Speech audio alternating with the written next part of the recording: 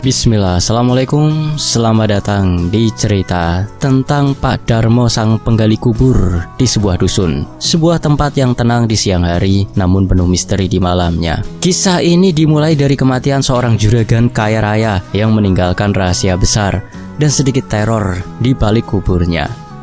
Bersiaplah untuk merasakan kengerian, dibumbui humor yang akan membuatmu tertawa di tengah ketakutan. Mari kita mulai kisah ini di Fakta Sejarah. Ini dia selengkapnya.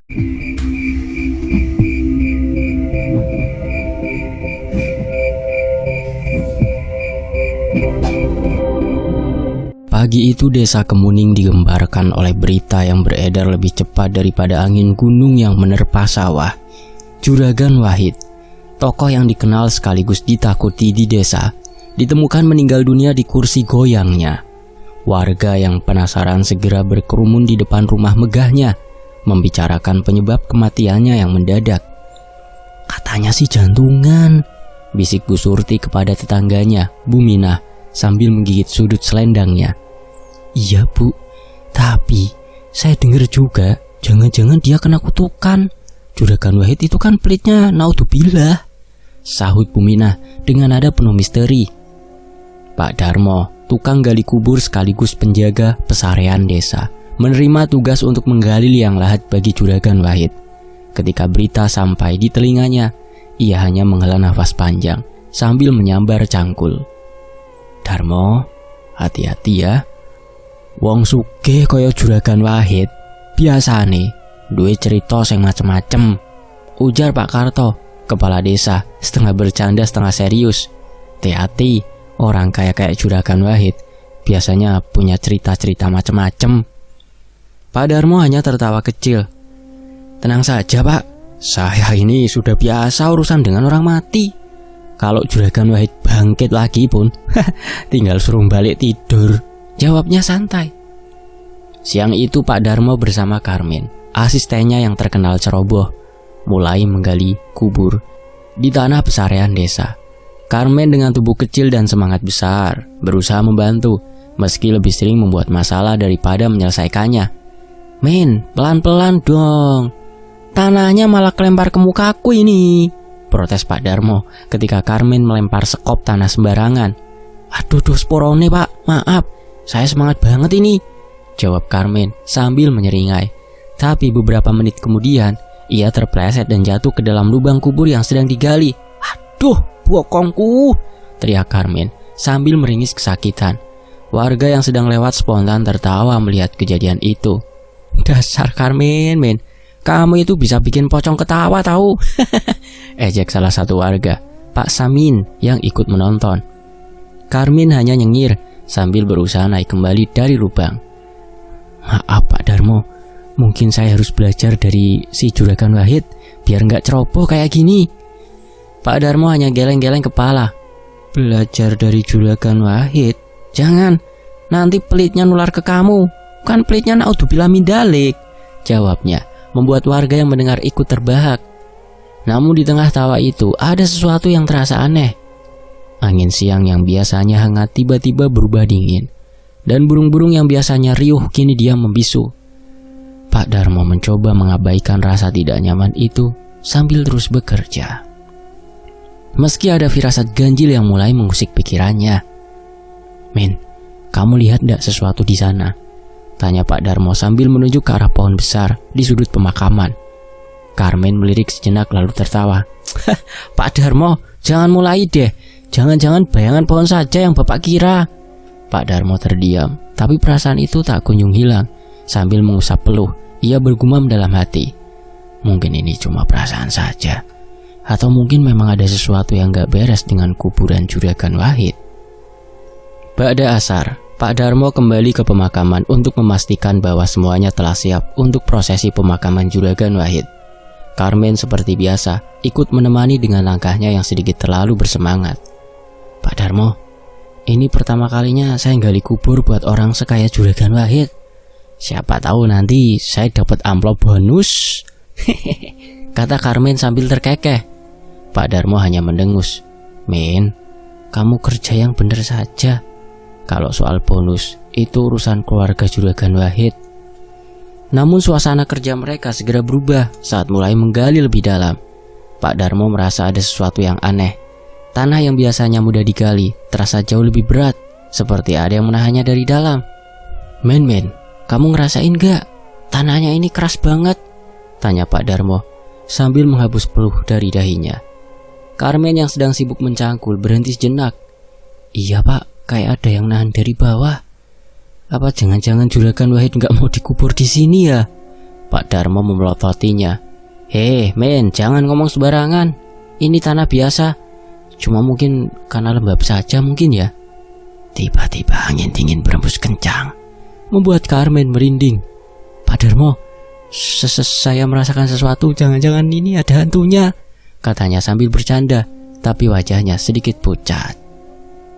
Men, kamu ini bikin orang deg-degan saja, kata Pak Darmo meski dalam hati ia juga merasa ada yang tidak beres. Saat menggali lebih dalam, cangkul Pak Darmo menghantam sesuatu yang keras. Tunggu men, ada sesuatu di sini, katanya sambil berhenti bekerja. Ia berjongkok dan mulai menggali dengan tangan, menggeser tanah dengan hati-hati. Tak lama kemudian, ia menemukan sebuah benda kecil yang tertanam di dalam tanah. Benda itu tampak seperti pusaka, sebuah keris kecil dengan ukiran yang rumit. Pak Darmo mengangkatnya perlahan, mencoba memeriksa lebih dekat. Pak, itu apa? Kok kayak keris ya? Wah, mungkin ini peninggalan nenek moyang Juragan Wahid, seru Carmen dengan mata berbinar-binar. Shh, jangan asal ngomong Min. Benda ini kayaknya bukan sembarangan. Rasanya dingin sekali, seperti bukan dari dunia ini, jawab Pak Darmo sambil memegang keris tersebut dengan hati-hati. Namun begitu keris itu diangkat, angin dingin kembali berhembus. Kali ini lebih kencang.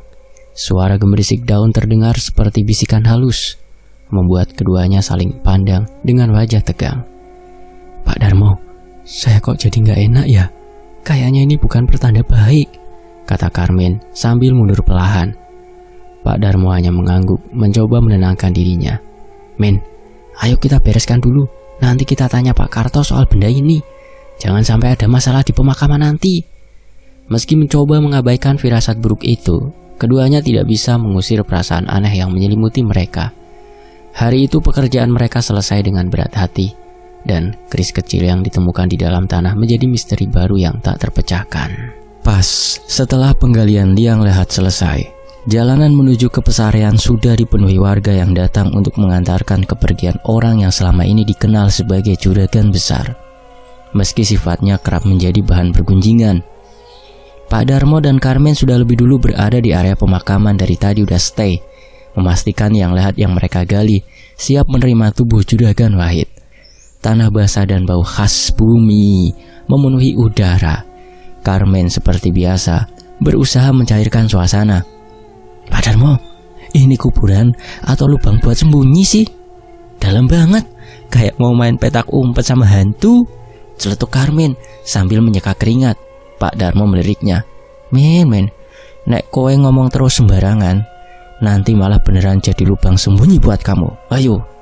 Carmen langsung terdiam, tapi wajahnya tetap memasang senyum konyol. Iring-iringan jenazah pun tiba.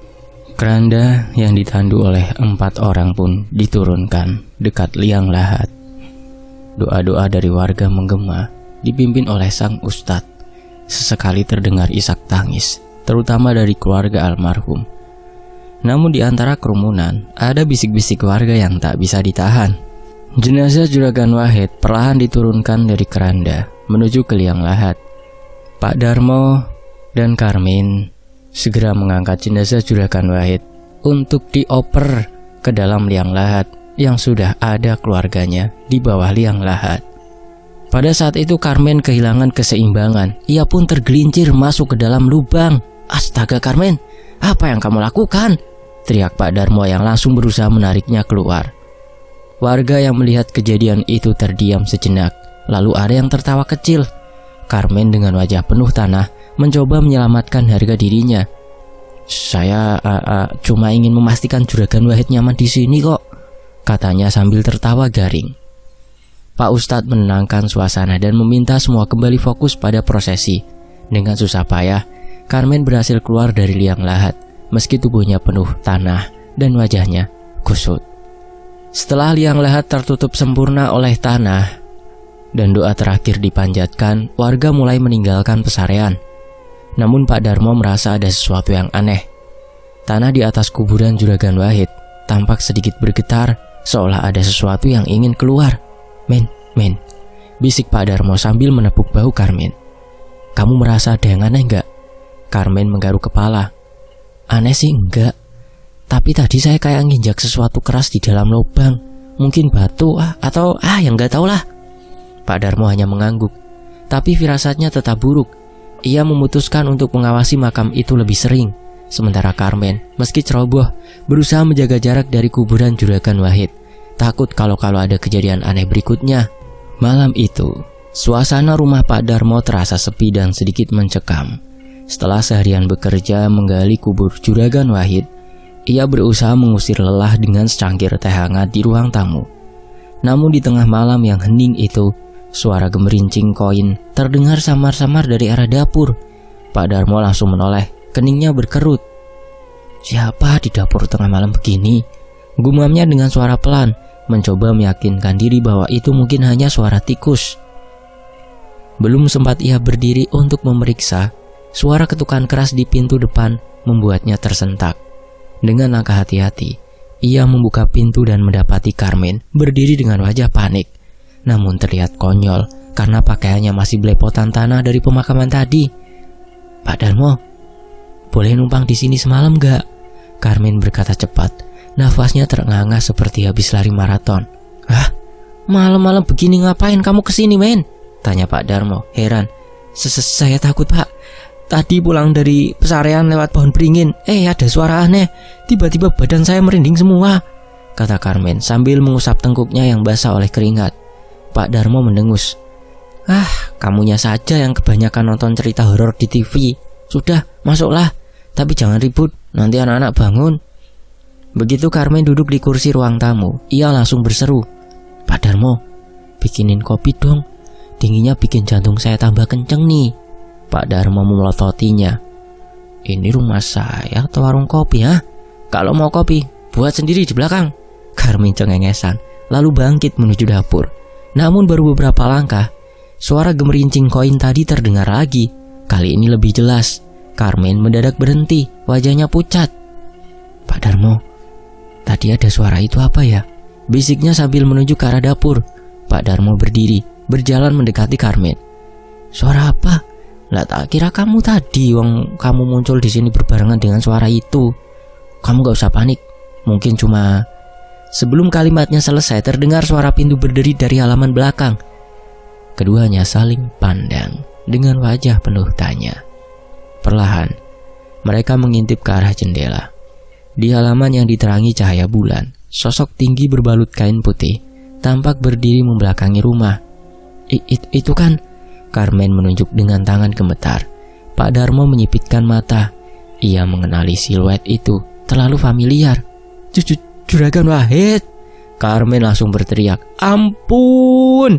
Sambil berlari ke pintu depan. Namun saking paniknya, ia malah tersandung meja kecil hingga kopi yang baru saja dibuat tumpah ke lantai. Pak Darmo masih berdiri terpaku, tidak tahu harus melakukan apa. Namun saat ia memalingkan wajah lagi ke halaman, sosok itu sudah lenyap. Yang tersisa hanya suara gemerisik daun yang tertiup angin. Carmen kembali mengintip dari balik pintu dengan wajah penuh ketakutan. Tetapi ekspresinya berubah menjadi sedikit konyol saat melihat dirinya basah kuyup oleh kopi. Pak Darmo, kalau kita salah gali makam tadi gimana ya? Saya nggak mau dihantui, Pak. Pak Darmo menggeleng, berusaha menenangkan diri. Sudah, men, jangan bikin ribut. Mungkin ini cuma perasaan kita saja. Besok pagi kita cek lagi ke makam, siapa tahu ada yang aneh. Namun jauh di lubuk hatinya, Pak Darmo merasa malam itu baru permulaan dari sesuatu yang menyeramkan dan tidak biasa. Carmen sementara itu berusaha keras untuk tidak memikirkan apa yang baru saja dilihatnya. Dengan menghabiskan sisa kopi yang tumpah di lantai, membuat suasana sedikit lebih absurd. Malam terus bergulir, tetapi rasa takut masih menyelimuti keduanya. Di kejauhan, suara burung hantu terdengar seperti peringatan bahwa ini baru awal dari teror yang lebih besar. Pagi itu, warung kopi Bu Sarti di ujung desa penuh sesak oleh warga yang ingin bersantai setelah rutinitas pagi mereka. Aroma kopi hitam kental bercampur bau gorengan hangat memenuhi udara. Membuat tempat itu jadi lebih hidup. Topik pembicaraan hari itu tak lain adalah penampakan Juragan Wahid yang sempat menghebohkan malam sebelumnya. Saya dengar Pak Darmo gali kubur dan Karmen yang melihat langsung, kata Pak Joko, seorang petani yang terkenal suka menggosip. Bapak-bapak kok gosip? Kalau Karmen yang cerita, bisa jadi cuma mimpi buruk, balas Pak Tarjo sambil tertawa. Karmen kan suka lebay.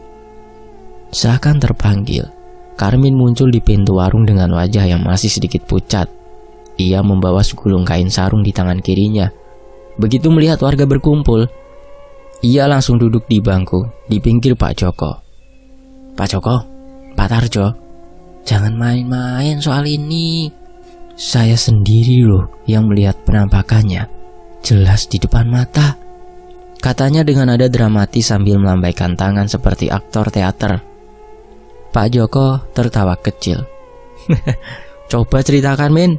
Tapi tolong jangan ditambah-tambahi bumbu, nanti jadi kayak cerita sinetron. Karmin menarik nafas panjang lalu memulai ceritanya. Begini, malam itu saya ke rumah Pak Darmo karena takut pulang sendiri. Setelah prosesi pemakaman Juragan Wahid, saya nongkrong dulu sama teman-teman yang dekat kuburan itu. Nah, karena saya takut pulang sendiri melewati pohon itu, saya mampir dulu saja ke rumah Pak Darmo karena takut pulang sendiri. Nah, tiba-tiba sebelum penampakan itu ada suara koin gemerincing dari dapurnya Pak Darmo. Belum sempat kami periksa, tahu-tahu pintu halaman belakang berderit dan di situ berdiri siluet Juragan Wahid. Serius kamu, Min? Juragan Wahid? Tanya Pak Tarjo sambil pura-pura memasang wajah serius, meski jelas ada senyum mengejek di ujung bibirnya. Iya, dengan kain kafannya yang masih rapi. Dia berdiri diam, gak bergerak. Mukanya gak kelihatan karena gelap, tapi auranya bikin bulu kuduk berdiri. Hihi. Karmin berkata dengan mata membesar, berusaha meyakinkan para pendengar. Lah terus kamu ngapain, Min? Tanya Bu Sarti yang baru saja menyajikan sepiring gorengan. Saya... Karmin menghela nafas lalu melanjutkan. Saya ke depan sama Pak Darmo. Apalagi yang bisa saya lakukan? Saya panik, saya bukan dukun. Lah saya cuma Karmin, tukang gali kubur biasa. Yo, saya menenangkan diri bersama Pak Darmo. Gelak tawa pecah di seluruh warung. Pak Tarjo bahkan sampai terbatuk karena tidak bisa menahan tawanya. Kamu gak coba negosiasi dulu sama arwah Juragan Wahid, Min? Siapa tahu dia cuma mau minta maaf karena waktu hidup suka ngomong yang nyelekit sama warga di sini. Bu Sarti menimpali. Benar tuh, Min. Juragan Wahid sering bilang yang nyelekit-nyelekit sama warga sini sombong banget. Mungkin dia mau minta maaf kali soal perkataannya itu. Karmin merengut. Kalian ini enak saja ngeledek. Coba kalau kalian yang lihat sendiri, pasti lari lebih dulu dari saya. Pak Joko mengangguk sambil pura-pura serius. Bener juga ya, Min. Tapi, Min, lain kali kalau lari hati-hati, jangan sampai nyandung meja kopi lagi. Nanti kopinya malah tumpah ke badan kamu semua. Semua orang tertawa lebih keras mendengar komentar itu. Karmen hanya bisa menggaruk kepala sambil ikut tersenyum kecut. Meski malu, ia tetap merasa lega karena cerita horornya diterima sebagai bahan lelucon di warung kopi itu. Di lain waktu, malam itu suasana di pos ronda desa Kemuning terasa lebih sunyi dari biasanya. Pak Darmo dan Karmin duduk di bangku panjang sambil menikmati kopi panas yang dibawa Karmin. Obor kecil di sudut pos ronda memberikan cahaya remang-remang, menciptakan bayangan yang menari-nari di dinding. Pak Darmo, Karmin membuka obrolan. Suaranya terdengar ragu. Menurut Bapak, beneran gak sih arwah bisa balik kalau ada yang gak beres? Pak Darmo menghela nafas sambil menyeruput kopinya. Men, kalau kamu terus mikirin itu, malah bikin takut sendiri. Juragan Wahid sudah dimakamkan, sudah tenang di sana. Itu kan tugas kita sudah selesai. Karmen mengangguk pelan. Meski wajahnya masih tampak cemas. Tiba-tiba, suara langkah berat terdengar dari arah jalan setapak di depan pos ronda. Pak Darmo menoleh memicingkan mata ke arah kegelapan. "Siapa di sana?" tanya Pak Darmo dengan nada tegas. Tak ada jawaban, hanya langkah berat yang semakin mendekat. Karmen mulai gelisah, tangannya mencengkeram cangkir kopinya dengan erat. "Pak Darmo, saya rasa kita harus..." Sebelum Karmen bisa menyelesaikan kalimatnya, sosok tinggi dengan kain kafan muncul di bawah cahaya obor. Wajahnya tidak sepenuhnya terlihat, tetapi sorot matanya yang gelap terasa menusuk. Di pundaknya tergantung sebuah karung yang tampak berat. "Darmo!" Suara berat dan parau itu memecah keheningan. "Kalian liang lahatku miring." Pak Darmo tersentak, wajahnya pucat seketika. Juragan Wahid!" Karmen yang sudah sejak awal merasa tidak nyaman langsung berteriak sambil berdiri terlalu cepat. Kursi kayunya pun terjungkal dan ia ikut terjatuh dengan suara keras. Duh, saya nggak sengaja juragan, sumpah." Karmen meracau sambil mencoba bangkit, tetapi kakinya malah terbelit kursi. Juragan Wahid melangkah mendekat. Karung di pundaknya bergoyang.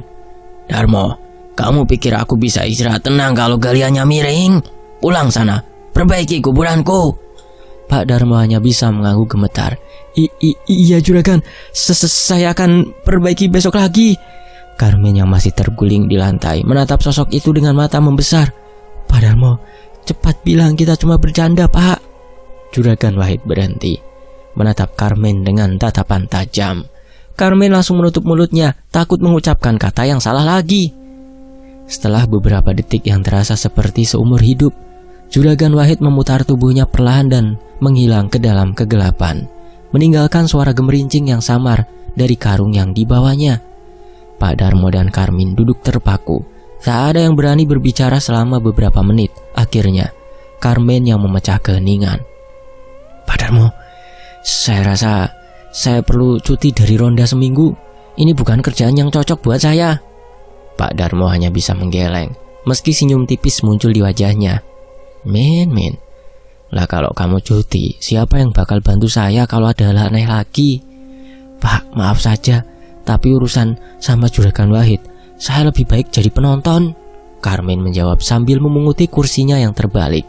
Humor di tengah kengerian itu membuat suasana sedikit mencair. Namun keduanya tahu, malam itu akan menjadi malam ronda yang tak akan pernah mereka lupakan. Di lain hari, malam itu Pak Darmo tidur lebih awal dari biasanya. Namun bukannya mendapatkan istirahat yang tenang, ia malah dikejutkan oleh mimpi aneh. Dalam mimpi itu, ia melihat Juragan Wahid berdiri di depan rumahnya. Wajahnya terlihat suram. "Darmo, aku tidak bisa tenang. Kapan kau benarkan kuburannya? Kuburanku tidak layak. Kau harus menguburku ulang." Suara Juragan Wahid terdengar menggema, membuat Pak Darmo merinding. Pak Darmo mencoba menjawab, tetapi suaranya tercekat, tubuhnya terasa kaku, hanya bisa menatap Juragan Wahid yang semakin mendekat. Suara gemerincing koin dari karung yang dibawa Juragan Wahid terdengar jelas, membuat suasana semakin mencekam. "Cepat Darmo, sebelum semuanya terlambat." Suara itu kembali bergema, lalu sosok Juragan Wahid perlahan memudar menjadi kabut tipis. Pak Darmo terbangun dengan nafas tersengal-sengal.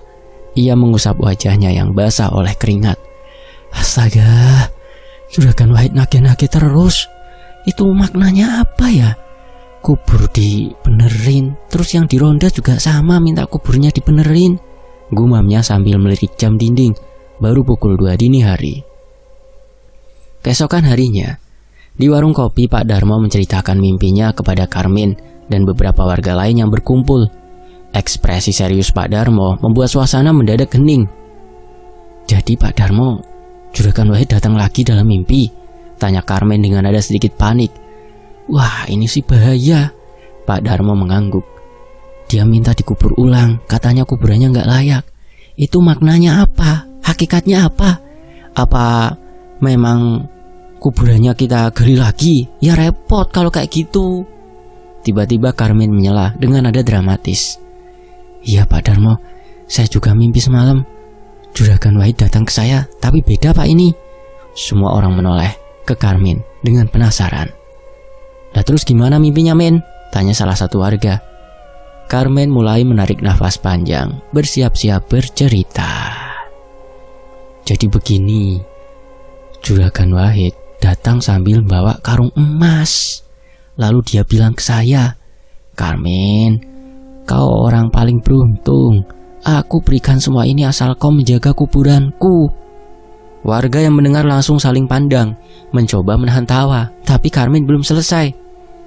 Nah terus saya bilang ke dia, Juragan, itu koin emasnya boleh saya ambil dulu nggak buat beli kopi, biar saya bisa ronda semangat. Juragan Wahid malah bilang, jangan serakah Karmin, kerja dulu. Suasana yang tadinya serius berubah jadi gelak tawa. Salah satu warga bahkan sampai memukul meja sambil tertawa terbahak-bahak. Men, itu mimpi atau khayalan kamu pas ngantuk? Karmin pura-pura memasang wajah serius. Pak, ini mimpi serius. Saya sampai keringetan pas bangun. Ini tandanya Juragan Wahid memang punya urusan sama kita. Pak Darmo hanya menggelengkan kepala sambil tersenyum tipis. Men, kalau mimpimu benar, berarti kamu yang harus ikut bantu aku nanti malam di kuburan. Mendengar itu, Karmin langsung berdiri. Pak Darmo, saya sih siap. Tapi gimana kalau nanti dia beneran datang? Bisa repot Pak. Gelak tawa kembali pecah. Meski Karmin sering bertingkah ceroboh dan berlebihan, kehadirannya selalu berhasil mencairkan suasana. Namun di balik tawa itu, Pak Darmo tidak bisa mengabaikan firasat aneh dari mimpinya. Ada sesuatu yang belum selesai, dan ia tahu ia harus segera menuntaskan permintaan Juragan Wahid. Setelah pulang dari warung, Karmin memutuskan untuk singgah di rumah Pak Darmo. Pak Darmo, saya ikut tidur di sini malam ini ya. Rumah saya gelap, serem, kata Karmin tanpa basa-basi. Pak Darmo menghela nafas. Men, kamu itu cuma cari alasan buat numpang makan kan? Bukan Pak, ini serius. Tadi di warung, saya dengar suara koin jatuh. Kayaknya Juragan Wahid mulai marah. Pak Darmo menatap Karmin dengan mata tajam. Min, saya juga mulai merasa ada yang salah. Yaitu sejak kita membawa keris itu, yang kita temukan di liang lahatnya Juragan Wahid. Sepertinya benda itu bukan benda biasa, Min. Apa gara-gara itu Juragan Wahid ngedatengin kita terus ya? Karmin menelan ludah. Pak Darmo, jangan bilang kita kena kutukan karena keris itu. Pak Darmo mengangguk pelan. Mungkin saja, Min.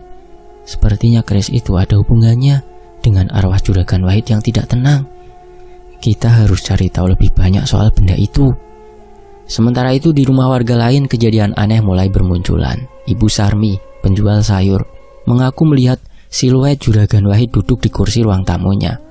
Pak Parto, ketua RT, mendengar suara ketukan di jendela kamarnya tengah malam, diikuti suara berat yang memanggil namanya.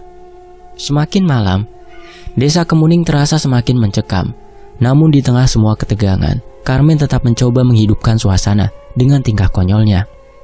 Ketika Pak Darmo memutuskan untuk mengundang seorang ahli spiritual, Karmin dengan santai berkata, kalau ahlinya nggak bisa bantu, gimana kalau kita panggil dukun dari acara TV, biar sekalian masuk berita kita.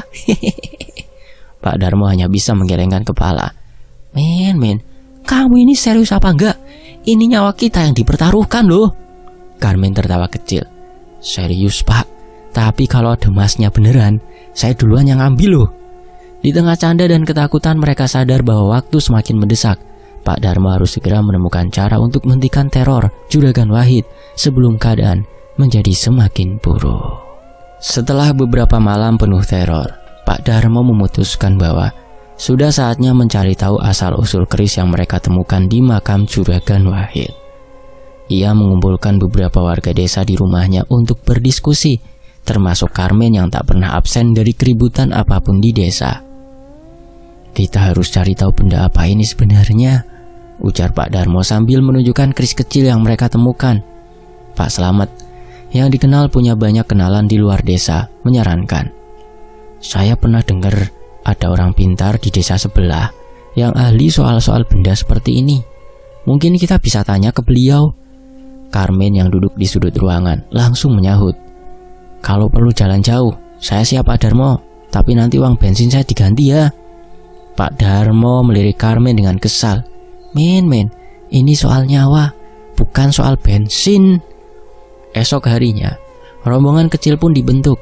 Pak Darmo, Pak Slamet, Carmen, dan 2 warga lainnya berangkat ke desa sebelah untuk menemui orang pintar yang disebut-sebut. Carmen seperti biasa mempersiapkan segala sesuatu dengan ceroboh. Ia membawa tas besar yang penuh dengan barang-barang tidak penting. Men, kamu bawa apa saja di tas itu?" tanya Pak Slamet curiga. "Peta Pak, peta," jawab Carmen percaya diri. "Biar nggak nyasar."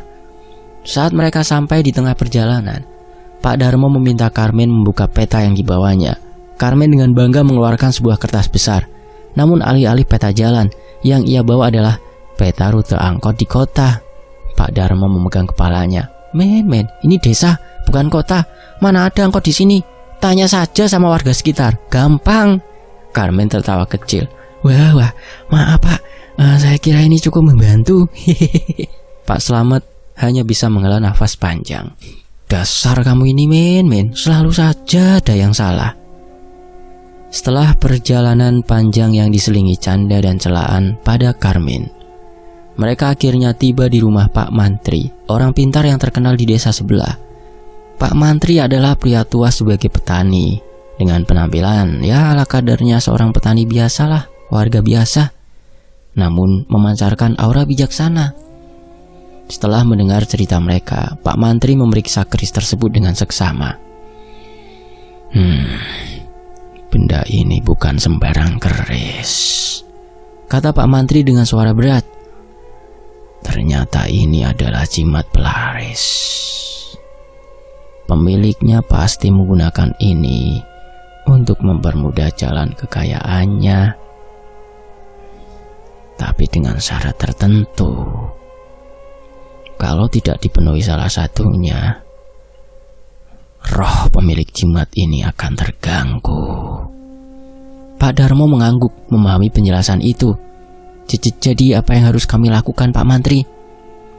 Pak Mantri melanjutkan. "Keris ini harus dikembalikan ke tempat asalnya. Tapi saya tidak tahu di mana asalnya. Kalian coba harus mencari tahu. Biasanya, benda seperti ini punya kaitan dengan tempat yang sangat sakral." Carmen yang sedari tadi diam langsung bersuara. "Pak Mantri, kalau kita kembalikan ini, boleh nggak saya minta ganti rugi bensin dulu?" Pak Mantri memandang Carmen dengan tatapan datar. Anak muda. Nah, kalau kamu terus bercanda, jangan harap masalah ini selesai." Pak Darmo segera menegur Carmen. Men, kalau kamu gak bisa serius, pulang saja sana." Namun Carmen tetap tak bisa menahan tawanya, meskipun suasana sedang tegang. Akhirnya setelah berunding, rombongan memutuskan untuk kembali ke desa Kemuning dan mulai mencari tahu tempat asal keris itu berdasarkan cerita-cerita lama warga setempat. Dalam perjalanan pulang, Carmen kembali membuat semua orang geleng-geleng kepala. Ia dengan santai berkata, "Pak Darmo, kalau nanti ketemu tempatnya, saya mau foto-foto dulu buat kenang-kenangan. Siapa tahu viral di media sosial. Nanti saya akan upload." Pak Darmo hanya bisa menghela nafas panjang. Meski kesal dengan tingkah Carmen, ia tahu bahwa perjalanan ini akan jauh lebih sunyi tanpa si tukang bikin gaduh itu. Setelah saran dari Pak Mantri mereka laksanakan, tapi tak kunjung ketemu. Lah bagaimana caranya mencarinya? Tiba-tiba Pak Darmo nyeletuk kepada mereka. Bagaimana? Kalau keris ini kita kembalikan saja ke tempat itu. Ya, pas saya menemukan di liang lahatnya Juragan Darmo. Bagaimana? Kita rembukan bersama Pak RT. Gimana? Yowes, nanti besoknya kita musyawarah bersama-sama ya, kata Pak Slamet. Sementara itu, suasana di rumah Pak Darmo terasa sunyi di malam itu. Hanya suara jangkrik yang sesekali terdengar di tengah gelapnya malam. Pak Darmo yang sudah lelah setelah seharian beraktivitas sedang duduk di ruang tengah sambil menyeruput kopi. Di sampingnya Carmen asyik mengunyah singkong goreng sambil berceloteh, seperti biasa mencoba mencairkan suasana. Pak Darmo, coba bayangin kalau Juragan Wahid beneran muncul lagi. Saya langsung pura-pura tidur deh, ujar Carmen sambil tertawa kecil. Pak Darmo hanya menggelengkan kepala, sudah terlalu terbiasa dengan celotehan Karmin. Tapi malam itu hawa di rumah terasa berbeda. Udara mendadak panas dan lampu di ruang tengah mulai berkedip-kedip. Karmin yang tadinya santai langsung duduk tegak. Pak Darmo, ini lampu kenapa? Jangan-jangan. Suara Karmin terputus ketika tiba-tiba terdengar suara berat memanggil. Darmo, Karmin. Pak Darmo dan Karmin saling pandang. Wajah mereka langsung pucat. Dari arah pintu muncul sosok tinggi dengan wajah suram. Ya, itu Juragan Wahid. Pakaiannya masih seperti saat dimakamkan, lengkap dengan kain kafan yang kusut. Matanya menatap tajam ke arah mereka. Karmin yang ketakutan langsung melompat ke bawah meja. Tubuhnya gemetar dan ia mencoba menahan nafas agar tidak ketahuan. Tapi sial, kakinya menyenggol gelas kopi yang membuat suara gaduh. Juragan Wahid mendekat ke meja, menunduk dan menemukan Karmin yang gemetaran. Karmin, suaranya menggelegar. Karmin menutup matanya sambil berkata, Juragan, kalau saya bantu benerin kuburannya, bisa saya dapat uang tambahan gak? Pak Darmo yang mendengar itu langsung memelototi Karmin. Sementara wajah Juragan Wahid berubah semakin menyeramkan. Tapi anehnya, dari balik ketakutannya, Karmin tetap mencoba melucu. Maksud saya, gak usah dibayar, tapi gak usah gendayangan lagi ya. Jangan dendam ke kita, ya Juragan. Juragan Wahid tidak menanggapi candaan itu. Ia hanya mengulangi permintaannya. Perbaiki kuburanku, atau kalian semua akan menanggung akibatnya. Setelah berkata demikian, Juragan Wahid menghilang begitu saja, meninggalkan hawa panas yang menyelimuti ruangan. Karmin keluar dari bawah meja dengan wajah kusut, sementara Pak Darmo mencoba menenangkan diri. Min, kamu kenapa sih gak pernah serius? Ini urusan besar, bukan dagelan. Pak Darmo menegur Karmin.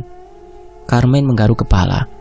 Saya tahu Pak, kalau gak bercanda saya bisa mati di tempat. Pak Darmo hanya menghela nafas panjang. Malam itu mereka berdua sadar bahwa arti dari kuburan yang tidak enak, ada sesuatu yang diambil oleh Pak Darmo. Iya, keris itu. Pak Darmo berhasil memecah teka-teki. Dia merasa bahwa satu-satunya cara untuk mengakhiri teror Juragan Wahid adalah dengan mengembalikan pusaka ke kuburnya. Bisa saja itu yang punya pusaka adalah sosok yang menyerupai Juragan Wahid. Setelah bermusyawarah dengan warga, akhirnya diputuskan bahwa penggalian kubur akan dilakukan malam itu juga, saat suasana desa lebih sepi. Semua setuju meski ketakutan masih membayangi mereka.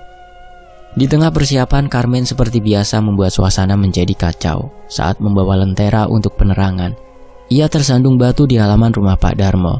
Lentera yang ia bawa melayang ke udara sebelum jatuh ke tanah. Untungnya lentera itu tidak langsung pecah atau menyulut api, tetapi Karmin tetap menjadi bahan olok-olok warga yang melihatnya. Karmin, kalau nggak bisa jalan lurus, mending kamu bawa senter saja, ledek Pak Darmo sambil mencoba menahan tawa. Bukan salah saya Pak, ini sandal swallow saya gripnya udah tipis, lunyu. Karmin berdalih sambil membersihkan pakaiannya yang penuh debu. Sesampainya di makam, suasana langsung berubah mencekam. Angin dingin bertiup, membuat bulu kuduk berdiri. Pak Darmo memimpin proses penggalian dengan penuh hati-hati. Karmin membantu dengan menggali tanah, meskipun gerakannya lebih lambat karena ia terus menoleh ke sekeliling, takut ada yang muncul tiba-tiba. Ketika kubur Juragan Wahid akhirnya terbuka, suasana semakin tegang. Di dalam liang lahat, kain kafan yang mulai lapuk terlihat samar-samar di bawah sorotan lentera. Pak Darmo mengambil pusaka dari saku bajunya, sebuah benda kecil yang bersinar redup, lalu perlahan-lahan meletakkannya di dalam kubur. Maafkan kami Juragan, kami kembalikan ini agar semua tenang, ucap Pak Darmo dengan nada penuh hormat. Namun saat itu juga Karmin tanpa sengaja menjatuhkan lentera ke dalam liang lahat. Api kecil mulai menjilat kain kafan, membuat semua orang panik. Astaga Karmin, men, apa yang kamu lakukan, men? Seru Pak Darmo sambil buru-buru mencoba memadamkan api dengan tanah. Saya nggak sengaja Pak, tadi tangan saya licin, jawab Karmin dengan wajah penuh penyesalan. Setelah beberapa detik yang terasa seperti selamanya, api berhasil dipadamkan. Kain kafan Juragan Wahid tidak sepenuhnya terbakar, tetapi ada noda hangus di salah satu sisinya. Pak Darmo menghela nafas lega. Sementara warga lain hanya bisa menggeleng-gelengkan kepala melihat ulah Karmin. Setelah pusaka berhasil dikuburkan kembali, Pak Darmo dan warga menutup kubur dengan tanah sambil membaca doa tahlil bersama. Meski semuanya tampak selesai, hawa mencekam tetap terasa. Pak Darmo berharap ini benar-benar akhir dari teror Juragan Wahid. Ketika semua selesai, Karmin menatap kubur dengan ekspresi campur aduk. Pak Darmo, kalau Juragan Wahid marah lagi, jangan salahkan saya ya. Saya niatnya cuma bantu-bantu kok. Pak Darmo menepuk pundaknya sambil tersenyum tipis. Iyo men, tapi kalau ada apa-apa, kamu yang pertama dipanggil juragan. Ucapan itu membuat semua warga tertawa kecil. Meskipun rasa takut masih menggantung di udara, mereka meninggalkan makam dengan harapan bahwa malam itu adalah malam terakhir mereka dihantui oleh Juragan Wahid. Setelah malam yang penuh ketegangan, suasana di Kampung Kemuning mulai berangsur tenang. Kabar tentang kembalinya pusaka ke dalam kubur Juragan Wahid menyebar cepat. Para warga yang sebelumnya dihantui rasa takut kini mulai berani keluar rumah saat malam hari, meski masih dengan langkah ragu. Pak Darmo yang biasanya tenang, tampak lebih lega dari biasanya. Di pos ronda malam itu ia duduk bersama Karmin, Pak RW, dan beberapa warga lainnya. Namun suasana yang mulai kondusif tidak membuat Karmin berhenti membuat ulah. Saya ini harus diakui sebagai pahlawan desa dong. Lah kalau bukan karena keberanian saya, kita semua masih dikejar-kejar Juragan Wahid loh, ujar Karmin sambil menyilangkan tangan di dada dengan gaya sok gagah. Pak Darmo yang sedang menyeruput kopi hanya menggelengkan kepala. Berani apanya Min? Kamu kan yang hampir membakar kain kafan gara-gara lentera jatuh, balas Pak Darmo sambil terkekeh. Warga lain ikut tertawa. Salah satu dari mereka Pak Bejo menimpali. Iya Min, jangan lupa juga, kamu yang waktu itu jatuh ke lubang kubur pas pemakaman kan?